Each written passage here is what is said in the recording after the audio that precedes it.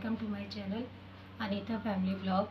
तो गाइस, मैं आज आपको ऐसे कुछ उपाय बताती हूँ जिससे हमारे घर में सुख समृद्धि की आने की संभावना हो सके, बढ़ सके। मतलब जैसे बहुत सारे लोगों को पता होता है कि क्या हमें करना है, लेकिन वो आलस में नहीं करते हैं या कोई भी कारण से नहीं करते हैं। लेकिन हमें वो सारी चीज़ें करनी चाहिए जो जिससे हमारे घर में सुख समृद्धि आ सके, घर के लोग निरोगी रह सकें।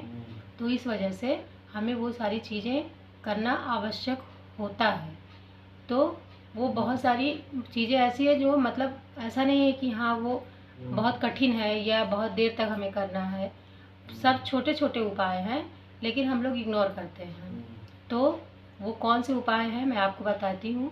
मैंने भी किया है। मैं मतलब ऐसा नहीं है कि मैं इसकी बहुत बड़ी ज्ञाता हूँ, लेकिन ये है कि मैंने भी देखा है करके, तो हमें अवश्य उसका लाभ मिलता ही है। तो वही वजह है, मैं आपको भी बताना चाहती हूँ।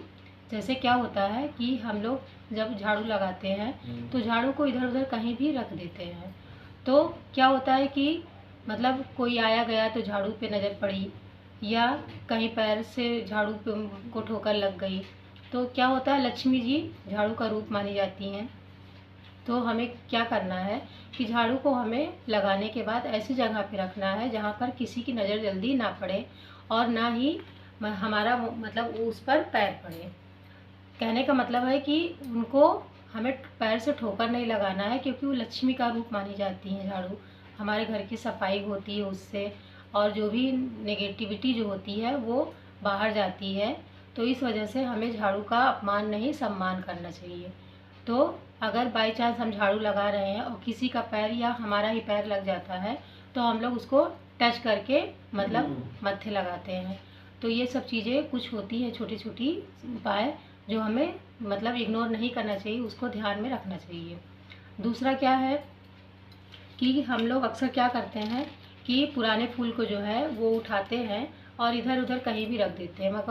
मतलब कि भगवान का जो मंदिर साफ करते हैं, तो जो फूल हम लोग चढ़ाए रहते हैं तो उसे हटा करके दूसरा फूल चढ़ाते हैं। तो वो पुराना फूल जो है हम लोग इधर उधर कहीं भी रख देते हैं, वो पड़ा रहता है कई दिनों तक।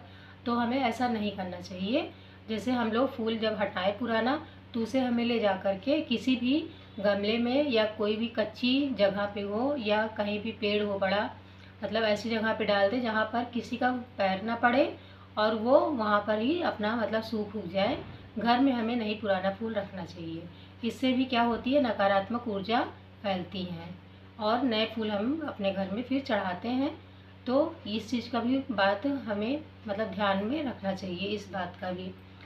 फिर तीसरी बात क्या है कि जैसे घी का दीपक हम लोग जलाते हैं, तो पूजा करते हैं, तो मतलब कभी कभी इग्नोर कर देते हैं, शाम को किसी भी टाइम पे जला दिया। तो वो भी हमें इग्नोर नहीं करना है। हमें टाइम पे रात मतलब शाम को 7:30 तक दीपक घी का जलाना ही जलाना है। सुबह हमें पूजा करना है तो हमें घी का दीपक जलाना है।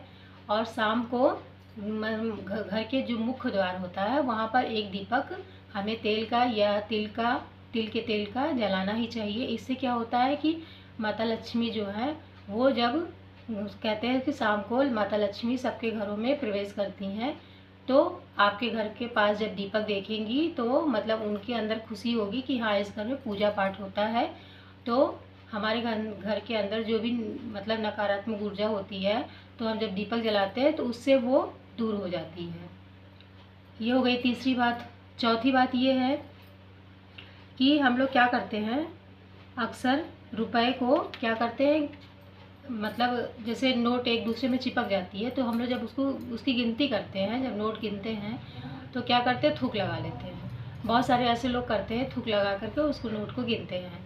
तो वो भी हमें नहीं करना है। उससे क्या होता है, लक्ष्मी जी का अपमान होता है, लक्ष्मी जी हमसे रूठ जाती हैं।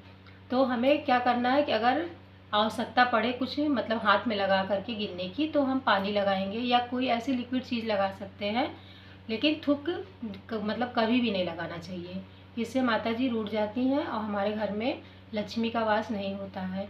तो कुछ चीज़ें तो मैंने अभी आपको बताई हैं, आगे मैं और आगे की वीडियो में बताती रहूँगी। आप हमसे जुड़े रहिए। तो अगर वीडियो लाइक मतलब अच्छी लगे तो लाइक करिए, सब्सक्राइब करिए। जय माता दी।